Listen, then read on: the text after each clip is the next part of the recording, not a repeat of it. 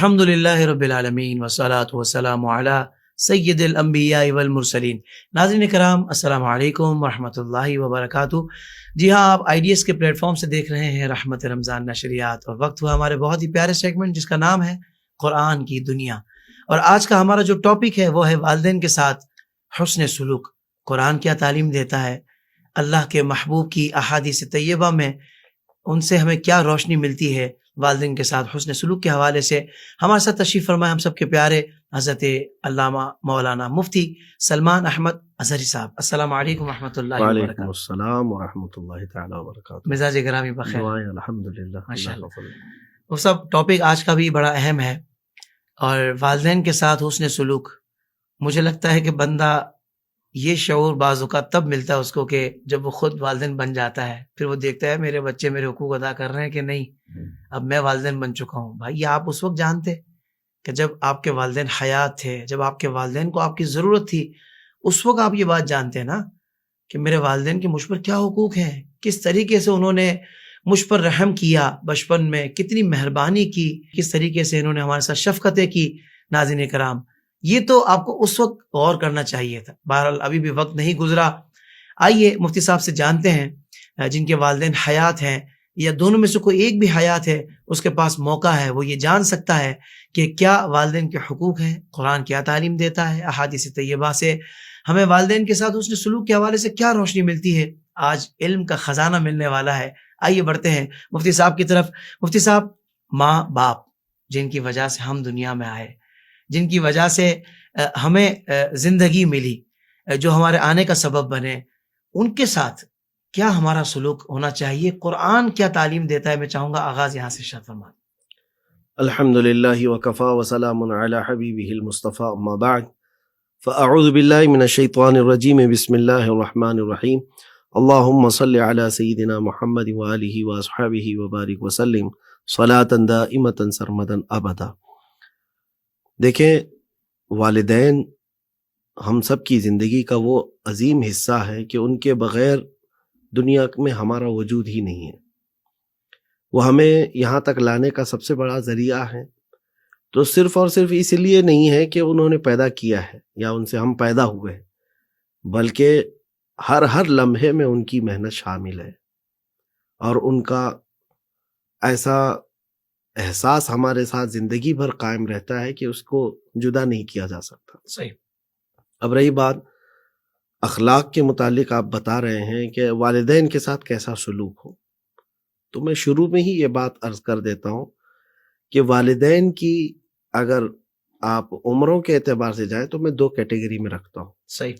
جوان والدین اور بوڑھے والدین، دونوں میں فرق ہے۔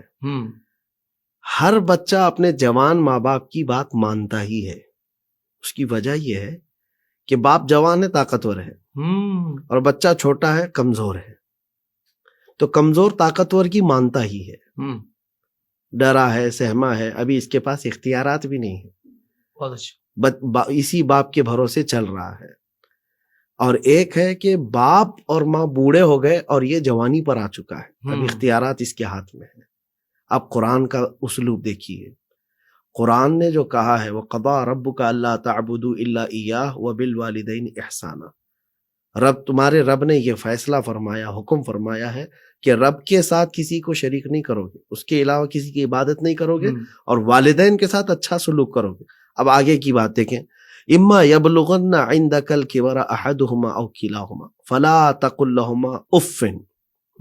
اب یہاں پر ہے، ان میں سے ایک یا دونوں بڑھاپے کو پہنچ جائیں تب ان کو اف تک نہ کہو۔ اب اخلاق جو مانے رکھتے ہیں اسی وقت کے کہ جب وہ بوڑھے ہو گئے ہوں اور تم جوان ہو۔ صحیح صحیح۔ اب یہاں پر وہ بچے جو اپنے ماں باپ کے ساتھ حسن سلوک کی بات کر رہے ہیں نا، جو جن کے ماں باپ جوان ہیں، پاورفل ہیں، اختیارات ہیں، تو تم تو ڈرے ہوئے ہو ان سے۔ بہت کمال بات، واہ، ڈرے ہوئے ہو، تم ان پر ڈیپینڈ ہو۔ بہت سارے معاملات بغیر تو ان کے چاہے تمہارے ہوں گے نہیں، تمہارے اخراجات نہیں نکلتے، لیکن کمال کا مؤدب انسان وہ کہلاتا ہے جب اس کے ماں باپ ریٹائرڈ ہو چکے، بیمار ہو چکے، بوڑھے ہو چکے، اور سارے اختیارات تمہارے ہاتھ میں آ چکے، گھر تم چلا رہے ہو، سیلری تمہارے پاس آتی ہے، انکم تمہارے پاس ہے، اس وقت تم اپنے ماں باپ کا کیسا ادب کرتے ہو یہ دیکھا جائے گا۔ اللہ اکبر۔ اور یہی زندگی کے سب سے بڑے چیلنجز میں سے ہے۔ ہائے ہائے۔ اس میں سے بہت سارے فیل ہو جاتے ہیں، بہت سارے پھسل جاتے ہیں۔ جوانی میں تو انہوں نے اخلاق دکھائے جب ان کے ماں باپ جوان تھے، لیکن جب وہ بیمار ہو گئے، بڑھاپے کو آئے، تب اچھے اچھے لوگ اخلاق نہیں دکھاتے۔ اللہ۔ قرآن پاک نے وہاں پر ہی فرمایا اس عمر میں ان کے ساتھ اف نہ کہو، جبکہ یہاں بہت زیادہ معاملات ہوتے ہیں، اف تو کیا جھڑکیاں بھی ہو جاتی ہیں۔ اللہ۔ ولا تنہرہما، رب فرماتا ہے ان کو جھڑک کر بات نہ کرو، وقل لہما قولا کریما، اور ان سے نرم بات کیا کرو، واخفض لہما جناح الذل، رب تعالیٰ فرماتا ہے ان کے لیے بازوؤں کو بچھا دو، ان کے لیے بازوؤں کو بچھا دو۔ یہ اخلاق جو بھی والدین کے ساتھ دکھانا ہے کسی بھی نوجوان کو، جی، یہ اس وقت کی ہے جب وہ بوڑھے ہو چکے ہوں، کمزور ہو چکے ہوں، اس وقت تمہارے اخلاق دیکھے جائیں گے۔ اور خاص طور پر اس وقت جو ہے انسان کی برداشت کی طاقت بھی دیکھی جائے گی، کہ بوڑھوں کو برداشت کرنا اور ہے، بچوں کو برداشت کرنا اور ہے۔ بچے کو ہر باپ برداشت کر لیتا ہے، اس کے نخرے برداشت کرتا ہے، اس کی گندگیاں برداشت کرتا ہے، لیکن بوڑھوں کے لیے برداشت کرنا انسان کے لیے چیلنج ہے۔ اب وہاں پر تمہارا حسن سلوک دیکھا جائے گا، وہیں سے پتہ لگے گا، وہیں سے پتہ چلے گا۔ اللہ۔ اور یہاں پر حدیث پاک ہے، حضرت ابو ہریرہ رضی اللہ تعالیٰ عنہ سے روایت ہے، حضور پاک صلی اللہ علیہ وسلم نے 3 مرتبہ فرمایا کہ اس انسان کی ناک خاک آلود ہو، اس انسان کی ناک خاک آلود ہو، 3 بار فرمایا، جس نے اپنے ماں باپ کو بڑھاپے میں پایا اور جنت میں داخل نہیں ہو سکا۔ اللہ اکبر۔ یعنی مطلب یہ ہے کہ جو بندہ اپنے ماں باپ کو بڑھاپے میں پایا، جنت کے وہ بہت قریب جا چکا ہے، ہائے ہائے ہائے۔ بہت قریب جا اب ان کو چکا ہے، راضی کر لیا ان یا کو راضی راضی رکھا کر یا خدمت کر لی تو جنت ہے اس کی۔ جنت ہے اس کی، ہائے ہائے۔ اس پر نعمتوں کی بارشیں ہیں۔ ایسا بدنصیب انسان ہے جو اپنے والدین کو کھو دیا۔ میں بتاتا ہوں، بہت سارے لوگ آج میری اس گفتگو کو سن رہے ہوں گے، میں خود تنہائی میں کبھی کچھ واقعات ایسے ہیں زندگی میں ہمارے پاس جو آئے ہوئے ہیں، ہے تو دوسروں کی لیکن میرے آنکھوں سے نکل جاتی ہے، جذبات کے آنسو ہیں، کہ وہ لوگ آج تڑپ تڑپ کر کے کہتے ہیں کاش میری ماں زندہ ہوتی، کاش میرا باپ زندہ ہوتا، کہ میں ان کی حیات میں ان کے ساتھ وقت نہیں بتا پایا، ان کے ساتھ حسن سلوک نہیں کر پایا۔ وہ قبروں میں جا چکے ہیں، ایک ہی ماں ہوتی ہے دنیا میں اور ایک ہی باپ ہوتا ہے، ان کے جانے کے بعد اندھیرا ہے، اندھیرا ہے۔ اور پھر انسان بغیر چھت کے نظر آنے لگتا ہے۔ جب باپ کا جنازہ کسی گھر سے جاتا ہے تو پھر وہ انسان جو ہے بغیر چھت کے ہے۔ اسی لیے میں نوجوانوں سے کہتا ہوں، جب اللہ تعالیٰ نے یہ نعمت عظمیٰ دیا ہے اس وقت قدر کر لو ان کی۔ آج ایسا ماحول، اچھا آپ کو یہ بھی بتاؤں کہ حدیث پاک میں حضور صلی اللہ علیہ وسلم نے جو قیامت کی نشانیاں بتائی نا، ان میں بڑی ایک یہ نشانی بھی حضور نے فرمائی کہ ماں باپ کی نافرمانی زیادہ ہونے لگ جائے گی۔ تو یہ دور تو وہی ہے جو قیامت کے قریب کا ہے۔ ہر بچے کو اس وقت اس گناہ عظیم سے بچنا ہے۔ اور حضور پاک صلی اللہ تعالیٰ علیہ وسلم کے پاس یہ پوچھا گیا کہ شرک کے بعد سب سے بڑا گناہ کیا ہے؟ آپ نے فرمایا عقوق الوالدین، ماں باپ کی نافرمانی۔ اللہ اکبر۔ اور رسول کریم صلی اللہ علیہ وسلم تو یہ بھی فرماتے کہ اگر مجھے پتا چلے کسی گھر میں ماں باپ کا غدار اور نافرمان رہ رہا ہے تو میں اس گھر کو آگ لگا دوں۔ رحمت عالم صلی اللہ علیہ وسلم جب یہ فرماتے ہوں تو پھر آپ اندازہ کریں کہ یہ کس قدر خطرناک چیز ہے۔ اچھا، اور ایک روایت یہ بھی ہے کہ بہت سارے گناہ بندہ کرتا ہے، نافرمانیاں ہیں، یہ فرمایا گیا کہ ہر گناہ کی سزا قیامت تک کے لیے مؤخر کی جا سکتی ہے، لیکن والدین کی نافرمانی کی سزا اسے دنیا میں دی جاتی ہے، آخرت کی تو ہے ہی، دنیا میں ملتی ہے، دنیا میں اسے ملتی ہے۔ اللہ اکبر۔ تو اللہ تبارک و تعالیٰ اس برے فعل سے ہر بچے کو بچائے، آمین آمین۔ جنہوں نے اپنے ماں باپ کا سکون چھین لیا ہے، جو ماں باپ تڑپ تڑپ کر کے گئے۔ ایک مرتبہ میں ایک تراویح میں تھا، رمضان کا موقع تھا، ایک بوڑھی عورت آئی، میں تراویح سے نکلا، لوگوں نے کہا کہ کل بھی آئی تھی، پرسوں بھی آئی تھی، آپ سے ملنا ہے۔ تو میں باہر آیا تو پوچھا بڑی بھی کیا ہے؟ وہ اپنا چہرہ چھپائے ہوئی تھی. اس کے 2 بیٹے ہیں, بڑے بڑے مالدار ہیں, اور اس خاتون کو ایک بھی رکھنے کو تیار نہیں. اللہ. چھوٹا کہتا ہے کہ میرے بہت ساری ذمہ داریاں ہیں, میں نہیں دیکھ پاؤں گا. بڑے کو کہو. بڑا کہتا ہے کہ میں سفر پر جایا کرتا ہوں, میں نہیں دیکھ پاؤں گا, تو دیکھ. وہ خاتون مسجد کے پاس آ کر کے صرف اتنا کہہ رہی تھی, ہاتھ اٹھا کر کے, کاش رب تبارک و تعالیٰ اولاد ہی نہیں دیتا تو سکھ سے رہ جاتی. تو یہ جو درد تھا اس کا مجھے آج تک احساس ہوتا ہے کہ کوئی اولاد ایسی بھی نہ ہو کہ جیتے جی اپنی ماں کو تڑپا دے, جیتے جی اپنے ماں باپ کو مار ڈالے. اس سے زیادہ بد نصیبی کیا ہے ان کی. اللہ اکبر. تو قرآن پاک میں جو خاص تنبیہ کی گئی ہے, آپ کو میں بتاؤں, یہ آیت آئی وَوَصَّيْنَا الْإِنسَانَ بِوَالِدَيْهِ حُسْنًا احسانًا, الگ الگ. ہم نے انسان کو حکم دیا ہے کہ وہ اپنے ماں باپ کے ساتھ اچھا سلوک کرے. اور رب تعالیٰ نے یہ بھی بیان فرمایا کہ ماں تمہاری جو ہے 9 مہینے تم کو پیٹ میں رکھتی ہے اور اس کے بعد پھر دودھ پلاتی ہے. یہ یعنی 30 مہینوں کا ذکر ہے, 30 شہرا, 30 مہینے وہ مکمل کرب کی زندگی گزارتی ہے.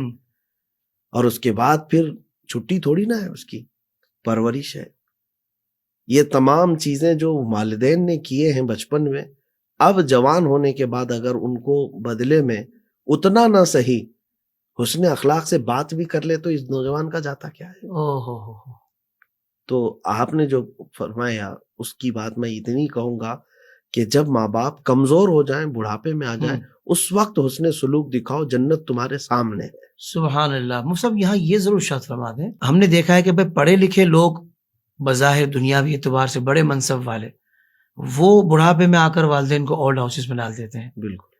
اور جو دینی ماحول سے وابستہ لوگ ہوتے ہیں وہ جتنے بھی طاقتور ہو جائیں ظاہری اعتبار سے, بے شک وہی کما رہے ہوں, والدین کو کھلا رہے ہوں, مگر اس وقت بھی والدین اگر کسی بات پر مطلب سخت انداز اختیار کریں, یا جس طرح ایک والدین کبھی اپنے ایک انداز میں کہتے ہیں, تو وہ برا نہیں مانتے. ان کو پتہ ہے کہ نہیں یار یہ میرے والدین ہیں, ان کے کہنے کا میں نے برا نہیں ماننا, انہوں نے جو مجھے ساتھ بھلائیاں کی ہیں.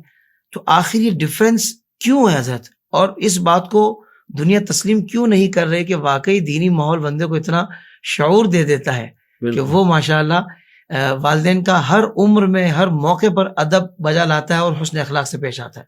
یہاں پر رک کر کے میں ایک بات آپ سے عرض کروں گا, یہ تربیت سے تعلق رکھتی ہے چیز جو آپ کہہ رہے ہیں. ٹھیک ہے. دیکھیے عربی کا مشہور محاورہ ہے, جیسا بوؤ گے ویسا کاٹو گے. اللہ. اور شیخ سعدی تو بڑی انٹرسٹنگ بات کرتے ہیں کہ زمین میں ادرک بو کر کے گنا آنے کی امید مت رکھو. بالکل صحیح ہے. جو بوئے ہو وہی کاٹو گے. تو والدین کے اولاد کے ساتھ جو سلوک ہے اس پر بھی بہت زیادہ اثر ہوتا ہے. ہونا یہ چاہیے کہ آپ اپنے بچوں کو اپنی محبت میں اپنے آداب مت سکھاؤ. دیکھیں ہم کو کس نے پیدا کیا, رب تعالیٰ نے. ان کو کس نے پیدا کیا, رب نے. خالق وہی ہے, خالق وہی. تو بچوں کے متعلق فرمایا گیا کہ آپ ان کے دلوں میں اللہ اور اس کے رسول کی محبت ڈالتے جاؤ, محبت ڈالتے جاؤ. واہ واہ. اور بدلے میں رب تبارک و تعالیٰ تمہاری محبت ان کے دل میں ڈالے. کیا خوبصورت بات ہے. واہ واہ. پھر بچہ جو ہے, میں نے دیکھا یہ زندگی میں کہ چاہے وہ جتنی بھی عمر کے اس کے باپ ہو جائے, اور نوجوان یہ کسی بھی منصب کا ہو جائے, وہ سر جھکائے کھڑا رہتا ہے. سبحان اللہ, سبحان اللہ. مجال نہیں ہوتی اس کی. میں نے میرے والد گرامی کو دیکھا, عالم دین, اور ہماری تربیت انہوں نے دینی ماحول میں کی.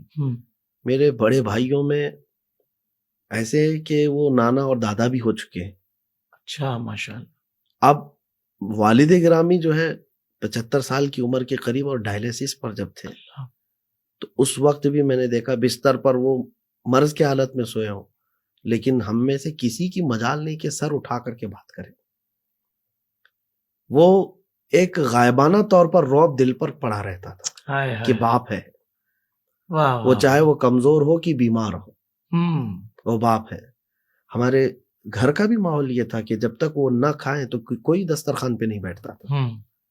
ان کی بیماری کے عالم میں تو ہم تو بہت ساری چیزیں کھانے ہی چھوڑ دیے تھے کہ نہیں ابا نہیں کھا رہے ہیں تو ہم کیا کھائیں گے. کیا بات ہے. تو یہ چیزیں انہوں نے ہمیں سکھائی تو نہیں ہے کہ میں نہیں کھاؤں گا تو بھی نہیں کھانا. ہم یہ دیکھ رہے ہیں کہ یہ اخلاق یا ان کے ساتھ حسن سلوک ہم کو کس نے سکھایا. اللہ اور رسول کی محبت بچوں کے دلوں میں ڈالی تھی، اللہ نے بدلے میں ان کی محبت ہمارے دلوں میں رکھی. سبحان اللہ، سبحان اللہ. یہ تو میں ایک اپنے گھر کی بات کر رہا ہوں، ورنہ عام طور پر یہی ہے رب تبارک و تعالیٰ کا اصول ہے کہ تم اس کی محبت اولاد کے دل میں رکھو گے تو تمہارے بڑھاپے میں مولا تعالیٰ بچوں کو نافرمان نہیں چھوڑے گا. واہ واہ واہ واہ، سبحان اللہ. تو غلطی یہاں پر ماں باپ یہ کرتے ہیں کہ جب یہ خود جوان ہوتے ہیں اور بچے ابھی چھوٹے ہوتے ہیں تو ان کو آوارہ چھوڑ دیا اور جو من میں آیا ان کو کرنے دے دیا. اس وقت تمہارے پاس کنٹرول تھا، تم اگر ان کو مارتے بھی تو وہ اتنا برا نہیں سمجھتے. اس وقت تم ان کو روکتے بھی تو اتنا برا نہیں سمجھتے، کیونکہ تمہارا پاور تھا اور وہ بچے تھے، اور ان کو بار بار اللہ رب العزت کا خوف دلاتے، وہ مان لیتے. لیکن ہوتا یہ ہے کہ آپ اپنی جوانی میں بھول گئے تھے، ان کو آوارہ چھوڑے. اب جب آپ بوڑھے ہو گئے اور وہ بڑے ہو چکے ہیں، اب ان کو جا کر تم ڈرا رہے ہو. اب وہ بڑا تناور دار درخت بن چکا ہے، اب مڑے گا نہیں. پودا جب ہو تب جس طرح سے اسے شکل دے دی جائے مل جاتی ہے شکل. تو یہ چیز کی کمی ہے جس کی وجہ سے یہ گھروں کے اس طرح کے معاملات سامنے آتے ہیں. بالکل صحیح. اچھا مفتی صاحب، محسوس ایسا ہوتا ہے، بلکہ اکثر دیکھا گیا ہے، آپ کی بھی آبزرویشنز رہی ہوں گی، کہ شادی کے بعد جب تک کنوارا تھا نا بیٹا، تب تک بڑا ادب لحاظ سب تھا والدین کا. جیسی شادی اس کی کر دی، دلہن گھر آ گئی، یعنی بہو گھر آ گئی، تو اب بہو اور ساس کا ایک جو سینیریو کریٹ کیا گیا ہمارے معاشرے کے اندر، جیسے کہ دونوں کو آپس میں اینٹی ہونے چاہیے، ان دونوں کا انداز ایسا ہونا چاہیے، حالانکہ ایسا بالکل بھی نہیں ہے. تو حضرت یہاں سے معاملہ بگڑنا شروع ہوتا ہے، اور پھر ایک وقت ایسا آتا ہے کبھی اس بیٹے کو والدہ کی غلطیاں لگ رہی ہوتی ہیں، کبھی بیگم کی لگ رہی ہوتی ہیں، کبھی زیادہ والدہ کی لگ رہی ہوتی ہیں، کیونکہ وہ تو زلفوں کا اسیر ہو چکا ہوتا ہے بعض اوقات. تو حضرت یہ ارشاد فرمائے کہ یہ اب اس کو کیسے بیلنس رکھا جائے. بلکہ یہ لفظ بیلنس بھی مجھے بہت عجیب لگ رہا ہے، بالکل، کیونکہ ماں کا حقوق، ماں کے حق، والدین کے حقوق، سر اس کی بیلنس والی بات بھی عجیب ہے. لیکن جو اسلام نے ہمیں بیلنس بتایا ہے، جو قرآن نے بتایا، میں چاہوں گا اس کی ذرا تعلیمات ارشاد فرمائیں. کہاں ہم ماں کو کہاں بیوی سے کمپیئر کریں. بیلنس کی بات آپ نے کہی، بالکل میں بھی اس کا قائل نہیں ہوں. جبکہ حضور صلی اللہ علیہ وسلم کی بارگاہ میں باپ کے بارے میں سوال کیا گیا تھا. باپ خود ایک بڑی منزلت والا ہے، لیکن 3 مرتبہ حضور صلی اللہ علیہ وسلم نے ماں کا درجہ بتایا، پھر آگے جا کر باپ کا. ایسا ہی تب جب وہاں کمپیریزن میں نہیں ہے تو کہاں ہماری لائف بھی عورت کو اس کے ساتھ میں نہیں ہے. صحیح بات. خیر، اب آپ نے جو سوال کیا یہ تقریباً گھروں کا ماحول ہے. پہلے اس کو میں انسانی فطرت سے بات کرتا ہوں. ماں کا جو دل ہے وہ اپنے بچے کے لیے وہ ایسی ہی ہے کہ کوئی بھی عورت ہو، ماں ہی نہیں، کوئی بھی عورت اپنے محبوب کو وہ کسی کے ساتھ شیئر نہیں کرتی. کیا بات، یہ عورت کی فطرت ہے. صحیح. تو ماں ہے. عورت اپنے شوہر کو شیئر نہیں کرتی تو ماں اپنے بیٹے کے لیے بھی. ہوتا کیا ہے میں آپ کو بتاؤں، شادی سے پہلے ماں ہی ڈھونڈتی ہے بہو کہ میں اچھی بہو لاؤں گی، کیونکہ شادی کرنا ہے، ایک رواج ہے، اس کے ساتھ اس کو پتا ہے کہ کمیونٹی میں رہنا ہے. تو شادی کر کے لے کے خود آتی ہے اپنی بہو کو، اور اس کے بعد بگڑتی بھی خود ہی اپنے بہو کے ساتھ. یہ آپ جو سوال کر رہے ہیں یہ ضروری نہیں کہ جو محبت کی شادی کر کے نوجوان لے کر کے آیا صرف اسی کے ساتھ ساس بہو کے معاملات ہیں. خود ڈھونڈ کر لائی ہوئی بہو کے ساتھ بھی معاملات ہیں. وجہ یہ ہوتی ہے کہ وہ اپنے بیٹے سے بے انتہا محبت کرتی ہے. یہ اصل بات، محبت کرتی ہے. اب جب وہ دیکھتی ہے کہ اس کی محبت میں اب شیئرنگ ہو چکی ہے، اب ایک اور عورت کو یہ وقت دے رہا ہے، تو یہ فطرتی طور پر اس کے دل میں ایک چیز آتی ہے. تو اس سے تو عورت کو باہر نکلنا چاہیے. صحیح. عورت کو جب تم خود اس کے لیے ڈھونڈ کر کے لائی ہو تو تمہارا بیٹا اپنی بیوی کے لیے تھوڑا وقت تو دے گا. دل بڑا کرنا ہوگا. اب یہاں پر آپ بیلنس کی بات کر رہے ہیں، اس پر ہم آتے ہیں کہ نوجوان کی ذمہ داری بہت بڑی ہے. بلکہ میں تو بسا اوقات اپنی تقریر میں کہتا بھی ہوں کہ وہ بیچارہ رکشہ بن جاتا ہے 3 ٹائر والا. 3 ٹائر والا جو رکشہ ہے وہ بنتا ہے. اب رکشے والے کو آپ غور سے دیکھیں گے تو سیدھا چلتا ہے. اگر بہت تیزی سے ٹرن لے لیا نا تو رکشہ پلٹ جاتا ہے. اس کو بہت تیزی سے ٹرن نہیں لینا ہے کسی بھی طرف، رائٹ ہو کہ لیفٹ ہو. بلکہ رکشے کی آپ نے بات کی حضور، تو میں ایک چھوٹا سا جملہ میں بھی لگا دوں کہ کوئی گڑھا آ جائے نا ہاں ہاں تو اس کو تینوں ٹائر اس طرح گزارنے پڑتے ہیں کہ پہلے آگے والا نکالے گا، بالکل پھر پیچھے والے کے دونوں کے درمیان سے نکالے گا، نکالنا ہے. یعنی اتنی اس کو محتاط رہنا پڑتا ہے. ٹرن بھی لینے کے لیے خاص طور پر اس طرف کا ٹرن لے رہا ہے تو بہت آہستہ سے ٹرن لے. واہ واہ واہ واہ، بہت تیزی سے اگر گھما دیا تو گر جائے گا. الٹی ہو جائے گا پھر تو اس بات کو خاص طور پر میں کہتا ہوں کہ ایک طرف تمہاری ماں ہے اور ایک طرف بیوی ہے، اور دونوں تمہاری محبت کے طلبگار ہیں. سبحان اللہ. ان کو ان کے حقوق دے دو.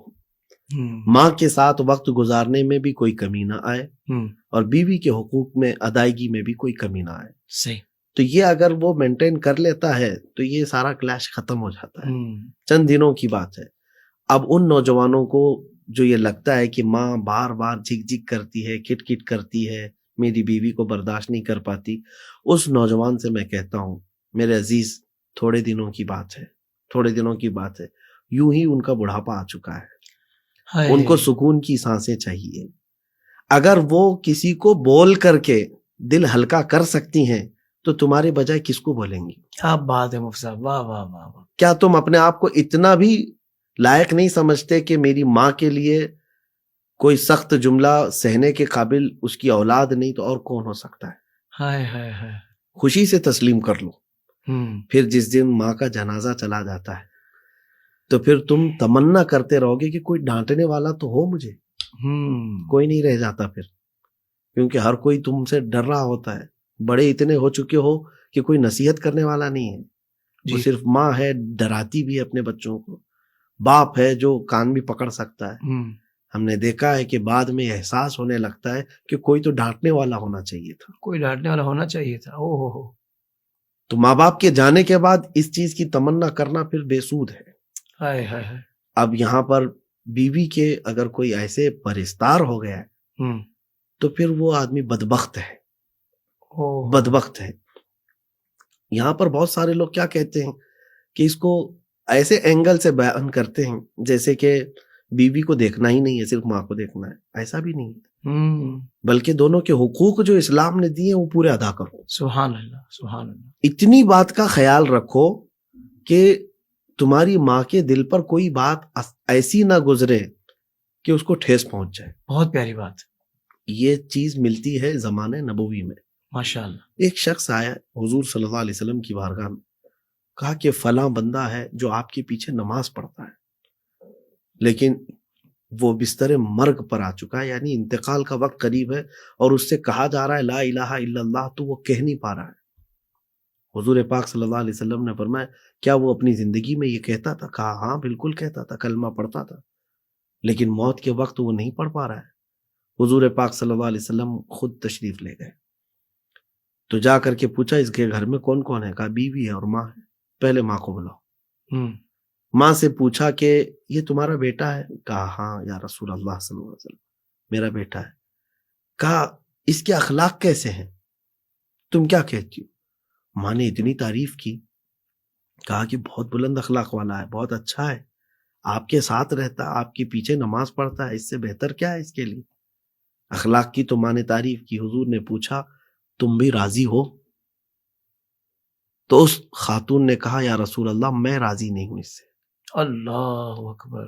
میں اس سے راضی نہیں ہوں. وجہ کیا تھی؟ رسول پاک صلی اللہ تعالی علیہ وسلم نے پوچھا تو خاتون کہتی ہیں میرا اکلوتا بیٹا ہے، نازوں سے پالا ہے، اس کو نظروں سے غائب ہونے نہیں دیتی، اور جب یہ جوان ہوا تو اس کی مرضی سے، اس کی خوشی کے اعتبار سے بہو لے آئی، لیکن جب سے یہ شادی کر کے گھر لایا اپنی عورت کو، باتیں ہوتی ہیں کبھی بھی تو اپنی بیوی کی بات کو ترجیح دیتا ہے، میری بات کو ہلکا کر دیتا ہے. یا اللہ، مجھے یہ ٹھیس پہنچتی ہے.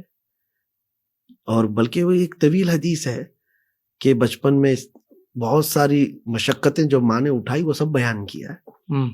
کہا آج میرے جملوں کو اور میرے الفاظ کو یہ ہلکے میں لیتا، اپنی بیوی کو ترجیح دیتا ہے. یہ مجھے بہت قلق ہوتا ہے. اب سنیں آگے کی بات. رسول پاک صلی اللہ علیہ وسلم نے فرمایا ٹھیک ہے تم اس کو معاف کر دو. خاتون نے پوچھا کہ آقا یہ آپ کا مشورہ ہے یا حکم ہے؟ حکم ہو تو پھر اس کے خلاف جا نہیں سکتے. حضور پاک صلی اللہ علیہ وسلم نے فرمایا نہیں میرا مشورہ ہے. تب خاتون نے کہا دل نہیں مانتا. اللہ اکبر. دل نہیں مانتا. مرنے کے قریب ہے, ماں کا دل کبھی دکھ جاتا ہے نا تو ایسے بھی حالات آ جاتے ہیں. تو حضور پاک صلی اللہ علیہ وسلم نے فرمایا کہ اس کے لیے لکڑیاں جمع کرو, آگ لگاؤ اور ڈال دو اس کو. ماں نے کہا آقا میرے سامنے میرے بیٹے کو جلایا جائے گا؟ آپ نے فرمایا وہاں جلنے سے بہتر ہے یہاں جلے. ماں جب اس سے راضی نہیں ہے تو ماں کا دل پسیج گیا, پھوٹ پھوٹ کر رونے لگی. کہا نہیں, میں نے سب اس کو دل سے معاف کر دیا. اللہ, ادھر ماں نے اتنا ہی کہا تھا, بیٹے کی زبان سے کلمہ طیبہ جاری ہوا. اللہ اکبر. میرے عزیز نوجوانوں سے میں کہتا ہوں کہ یہ تمہاری آخرت ہے, صرف دنیا ہی نہیں ہے, تمہاری آخرت ہے. اپنی زندگی کو خدا را اپنے ماں باپ کی نافرمانی میں برباد نہ کرو, برباد نہ کرو. میں کئی اپنے بیانات میں اس چیز کو بھی ذکر کیا ہوں. حافظ صاحب میں آپ کو بتاتا ہوں, ایک واقعہ ایسا ہے جو مجھے ہلا دیتا ہے. میرے ساتھ جو پیش آیا تھا, ایک بیوہ خاتون ہے, وہ جو گھروں کے کام کرتی تھی. صحیح. ایک ہی بیٹا تھا, اوباش ہو گیا تھا, بدماش ہو گیا تھا, جوانی تھی, ابھی 16-17 سال کا رہا ہوگا. اس خاتون نے آ کر مجھ سے شکایت کی تھی کہ میں اس کا باپ بہت چھوٹی عمر میں انتقال کر گیا ہے, بہت مشکل سے اس کو میں نے پالا ہے, پڑھانا چاہتی تھی, پڑھا بھی لی, لیکن اب ایسا ہو گیا کہ رات بھر اوباشوں کی صحبت میں برباد ہو گیا. میرا دل دکھتا ہے اور میں بیمار ہو چکی ہوں اللہ, صرف بیٹے کے غم میں, اور زندگی آدھی نکال دی لوگوں کے برتن مانج کر کے, گھروں کے کپڑے دھو کر کے. مجھے یہ بات بہت لگی تھی, تو میں نے سوچا کہ اس کے بیٹے کو بلاؤں. بیٹے کو میں نے بلا کر کے کئی دن تک ساتھ بھی رکھا تھا اور نصیحت کیا تھا. دیکھیے ہمارا کام ہے لوگوں تک پہنچنا, اور باقی ان کے دلوں کو پگھلا دینا یہ رب تعالیٰ کی شان ہے. وہ نوجوان بچہ آج بھی موجود ہے, وہ موجود ہے, اور کئی مرتبہ میں نے اس کا یہ ذکر کیا ہے. وہ رویا میرے سامنے اور کہا میری ماں بیوہ ہے اور بہت کچھ دکھ دیکھے ہیں اس نے, صحیح ہے, میں بگڑ گیا تھا, میں توبہ کرتا ہوں, میں جا رہا ہوں کام پر. ہمارے علاقے کا بڑا شہر ہے, وہاں پر کام پر گیا, جاب لگ گئی تھی, اور بڑے چاہ کے ساتھ اس نے کام کیا. مہینہ بھر ہوا, پہلی سیلری آئی, پہلی سیلری لے کر کے وہ گھر آیا کہ ماں کو سب سے پہلے دوں گا. کہ اولاد کے سے ماں چاہتی کیا ہے کہ اس کے ہاتھوں کی کمائی کا ایک لقمہ کھا لوں. اور جب وہ پہنچا تو گھر پہنچا تو دیکھا اس کے گھر کے اطراف بھیڑ جمع ہے. لوگوں سے پوچھا تو پتا چلا رات کو اس کی ماں کا انتقال ہو چکا ہے. وہ جو اس کی تنخواہ تھی ماں کے قدموں میں رکھ دیا, اور اسی طرح سے اس کا جنازہ اٹھایا گیا. وہ نوجوان تڑپتا ہے آج کہ زندگی بھر میں اپنی ماں کو اپنے کمائے ہوئے ہاتھوں سے ایک لقمہ نہیں کھلا سکا, اور وہ میری ماں لوگوں کے برتن مانج کر کے, کپڑے دھو کر کے مجھے کھلاتی رہی. کسی اور کی زندگی میں یہ معاملہ نہ آئے. اس نے مجھے کہا تھا کہ آپ تقریریں کرتے ہیں, بہت نوجوان سنتے ہیں, یہ بات ان کو پہنچائیں کہ میری زندگی اب ایسی ہو چکی ہے کہ مرنا چاہوں تو موت نہیں.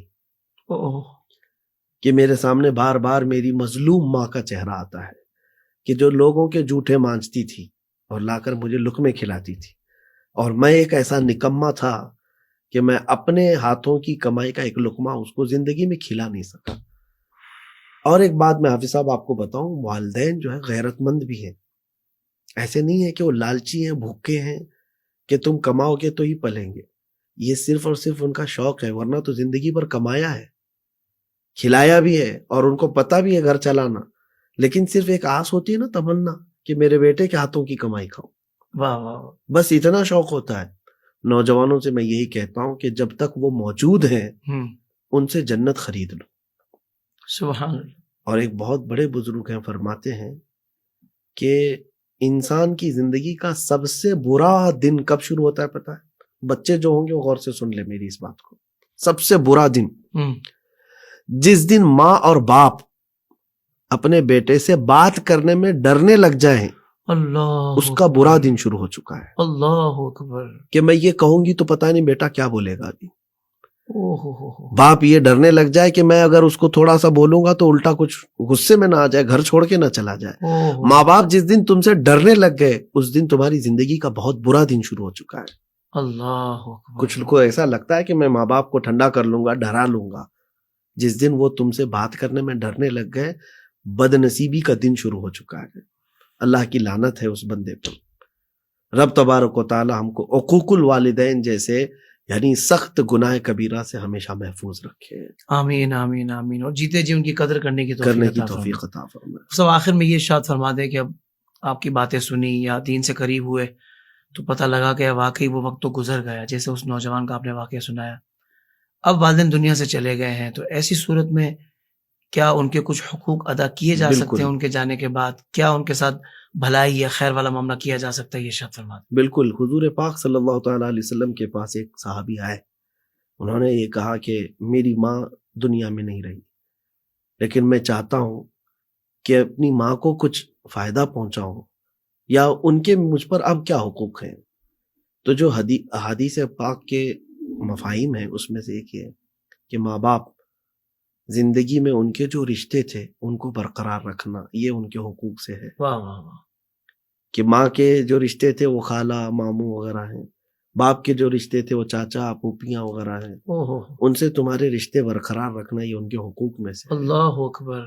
اور دوسری چیز یہ ہے کہ اللہ اس کے رسول کی رضا میں تمہارے والدین جن چیزوں سے خوش ہوا کرتے تھے ان کاموں کو جاری رکھنا، یہ بھی ان کے حقوق میں سے ہے. وہ تمہیں جیسا دیکھنا چاہتے تھے ویسے بنے رہنا، یہ ان کے حقوق میں سے ہے. اللہ.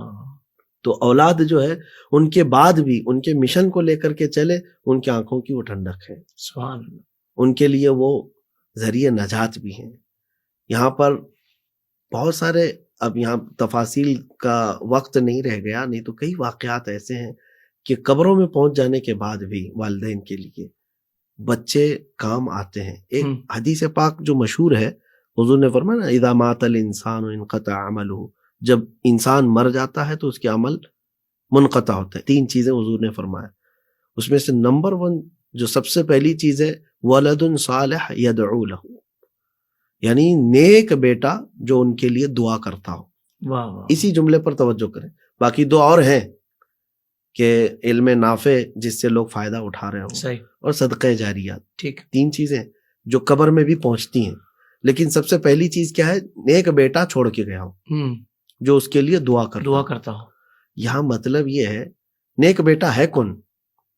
اس ایک جملے میں میرے آقا صلی اللہ علیہ وسلم نے پورا بیان فرما دیا. یعنی نیک بیٹا ہے وہ جو والدین کے لیے دعا کرتا ہو. اللہ اکبر. اللہ. یعنی جو والدین کے لیے دعا کر رہا ہو وہی نیک بیٹا ہے. اور جس نے ایسی اولاد چھوڑی ہے جو ان کے لیے دعا کر رہی ہے وہی صالح اولاد ہے. سبحان اللہ سبحان. آج تو بچوں کے حالات ایسے ہو گئے کہ وہ اپنے ماں باپ کے لیے دعا کرنا بھی بھول گئے. جی جی. انتقال ہو جانے کے بعد برسا برس ہو گئے، لوگوں کو ان کی نہ خبریں معلوم رہ گئیں، نہ ان کے پاس اتنا وقت رہ گیا کہ ان کے پاس حاضری دیں. سرور کائنات، فخر موجودات، امام الانبیاء، سید المعصومین، رسول رحمت صلی اللہ تعالیٰ علیہ وسلم اللہ کے حبیب ہیں، مالک جنت ہیں. لیکن آپ کے متعلق صحابہ فرماتے ایک بار آپ کے ہاں ایک خاتون آئی، حضور پاک صلی اللہ علیہ وسلم کھڑے ہو گئے اور اپنی چادر بچھایا، اس خاتون کو بٹھایا اپنی اس چادر پر. ادب کا یہ مظاہرہ دیکھ کر صحابہ نے پوچھا یا رسول اللہ صلی اللہ علیہ وسلم اس خاتون کا ادب؟ حضور صلی اللہ تعالیٰ علیہ وسلم کی والدہ ماجدہ تو وصال فرما گئی تھی جب حضور بچپن میں تھے. تو صحابہ نے جب یہ پوچھا تو حضور نے فرمایا یہ مجھے دودھ پلانے والی ماں حلیمہ ہے. اللہ اللہ. یعنی رضائی ماں کا یہ ادب ہے. سبحان اللہ. تو جس ماں نے 9 ماہ اپنے پیٹ میں رکھا ہے اس کا ادب کتنا ہو. کیا کہنے وہ سب. تو اولاد کے اوپر حقوق یہ ہیں کہ وہ اپنے والدین کے انتقال کے بعد ان کے لیے دعائیں مغفرت کرتے رہے. اس کا صلہ یہ ہوگا کل کو تمہیں بھی تو مرنا ہے. تمہیں بھی تو مرنا ہے. آج تم اپنے ماں باپ کے لیے دعا نہیں کر رہے ہو تو تم اپنی اولاد سے کیا تمنا رکھو گے کہ تمہاری موت کے بعد وہ تمہارے لیے فاتحہ پڑھیں گی. اللہ اللہ. اور یہ تمام چیزیں آپ اپنے والدین کے ساتھ جو کرو گے آپ کی اولاد آپ کے ساتھ کرے گی، بلکہ اس سے اچھا کرے گی. رب تبارک و تعالی ہمیں دونوں جگہ پر بہترین چیزیں عطا فرمائے، والدین کی خدمت اور نیک اولاد. سبحان اللہ. آمین بجاہ النبی الامین. مفتی صاحب بہت کم وقت میں آپ نے بہت زبردست گفتگو فرمائی ہے. اللہ تعالیٰ آپ کو اس کا بہترین صلہ عطا فرمائے.